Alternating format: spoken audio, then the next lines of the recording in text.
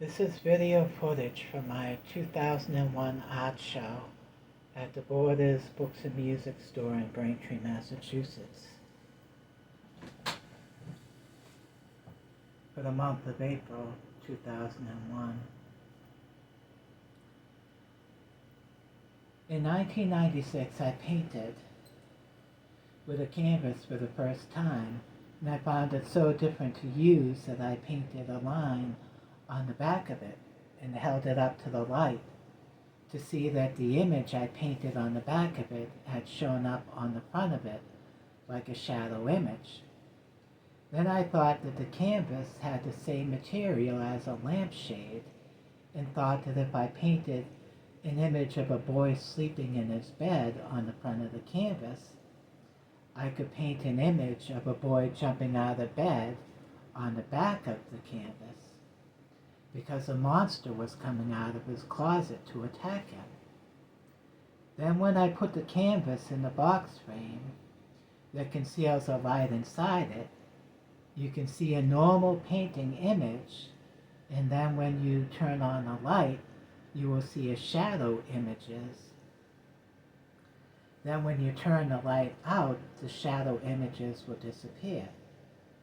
I believe I am the first person to create this new concept in painting that I call double image paintings. Then I came to a lack of creativity problem and realized that if I based a painting on my poem, the main real life theme of the poem would be painted on the front of the canvas, and the image that expresses the thoughts and feelings of the poems would be painted on the back of the canvas. So basically, double image paintings, or shadow box paintings, is a marriage of poem and painting that brings creativity to a new level.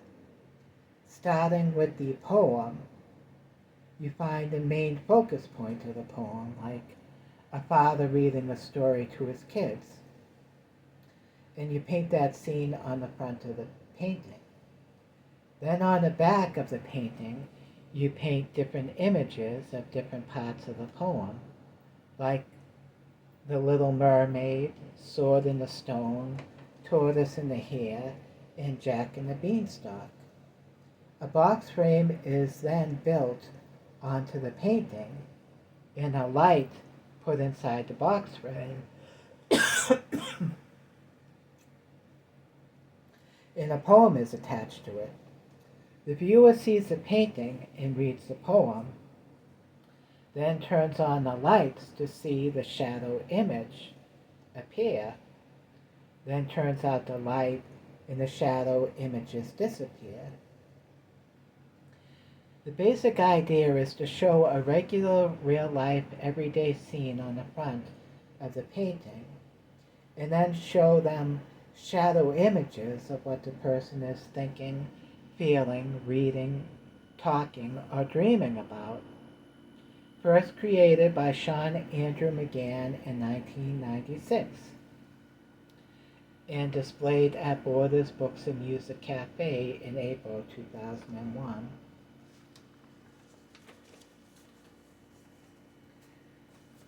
I have to honestly admit that in May, June of 1999, I unsuccessfully tried to display 6 of these double image paintings at Java Joe's Coffee House in Milton, Massachusetts.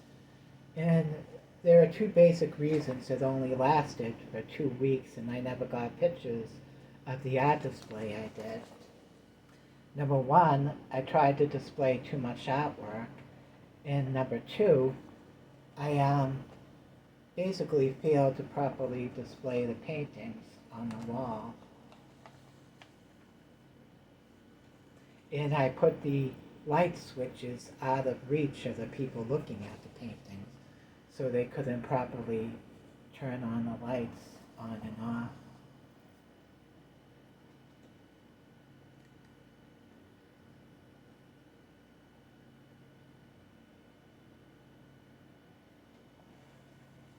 Another colorful thing I did was add biography boards to the art display, where I displayed different high points of activities I did throughout my life, like being a member of the South Shore YMCA Leaders Club and working at State Street Bank and getting a gold star at Marshall's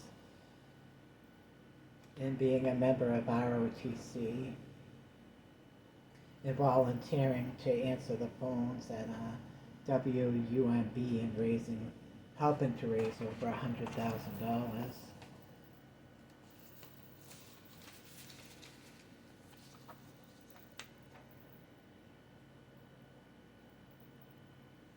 When Borders Books and Music issued the flyer advertising my Saturday, April 14th at 7 p.m. art reception, they called my paintings shadow box paintings.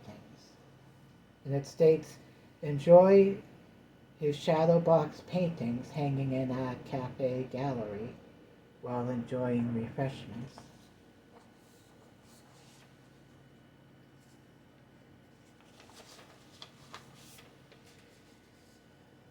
In 2011, I did research by dissecting an encyclopedia to find the different kinds of techniques that the encyclopedia acknowledges, and I found 23 different painting techniques.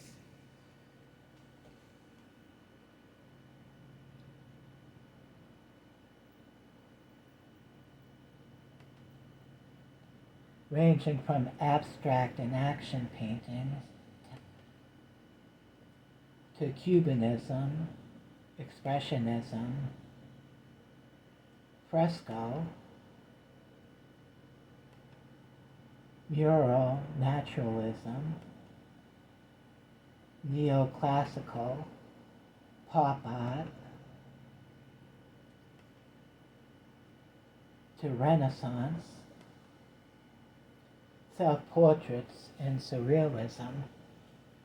And I hope someday people will be able to enjoy learning about my new technique in painting that I call double image paintings because it displays two different images, but Borders Books and Music called them shadow box paintings when I displayed them in their cafe.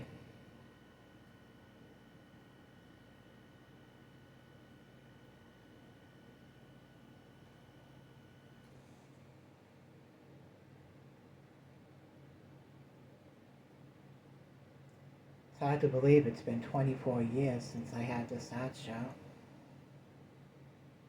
and 26 years since my field art show at Java Joe's Cafe.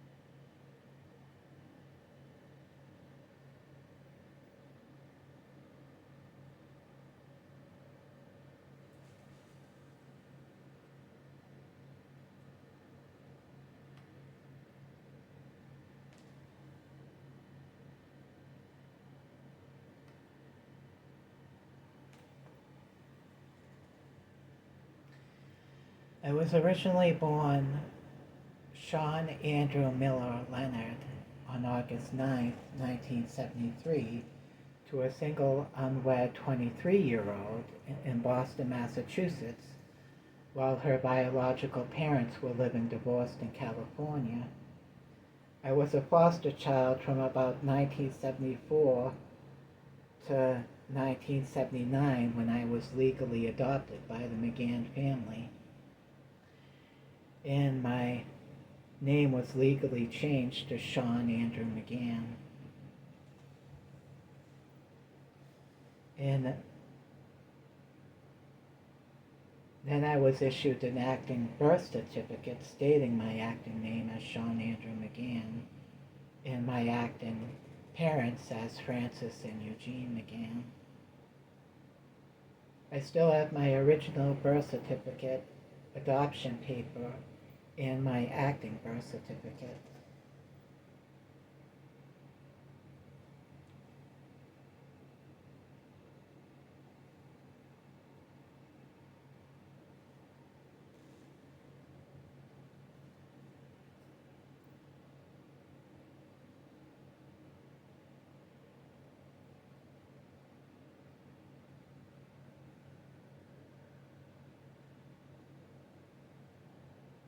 From what I heard, Borders Books and Music went out of business in 2010.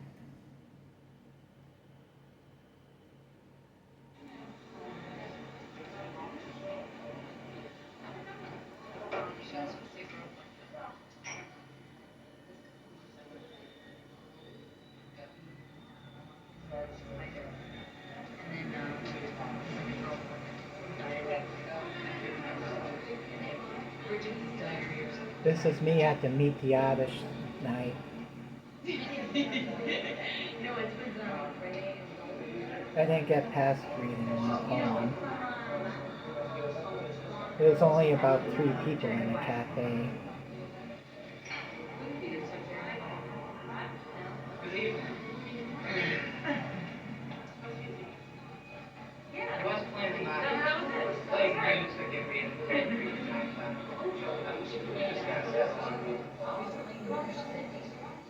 So I'd like to start off with a poem entitled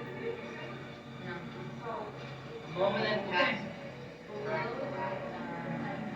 All years away. And that's about that let fear subside. Time is on with all that remains. Travel each way I will. Oh, is it? Be a happy way. Tomorrow.